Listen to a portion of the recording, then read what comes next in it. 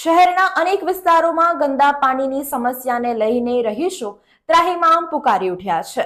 શહેરના election ward number 13માં છેલ્લા 6 મહિના ઉપરાંતના સમયથી ગંદા અને દૂષિત પાણીની સમસ્યાથી લોકો ત્રસ્ત થઈ ગયા છે.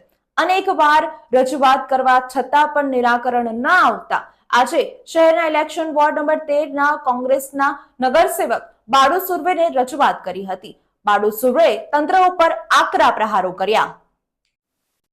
વડોદરા શહેરના ઇલેક્શન વોર્ડ નંબર 13માં સમાવિષ્ટ વિસ્તારોમાં આવેલ દ્વારિકેશ સોસાયટીમાં છેલ્લા ઘણા સમયથી દૂષિત પાણીને લઈને અનેક વખત ફરિયાદો કરવા છતાં તેનું નિરાકરણ નહીં આવતા આજે સ્થાનિક લોકોએ કોંગ્રેસના નગરસેવક બાળુ સુર્વેને રજૂઆત કરી. ચોમાસાની ઋતુ શરૂ થતાની સાથે જ વડોદરા શહેરમાં ઠેર ઠેર દૂષિત પાણીની સમસ્યા ઉભરતી રહી છે.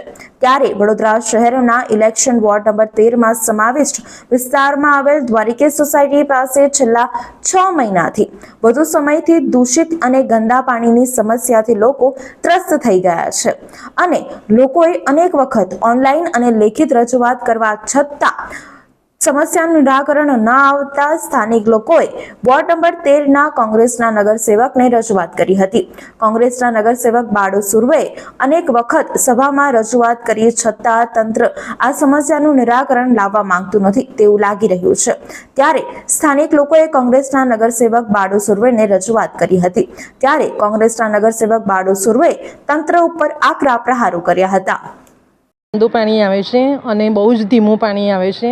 અડધો કલાક તો પાણી એટલું બધું ગંદુ આવે છે કે અમારે એને યુઝ કરવું કે નહીં એની સમજ નથી પડતી. અને પાણીમાં કાળા ગટ્ટા આવે છે અને જીવાત આવે છે.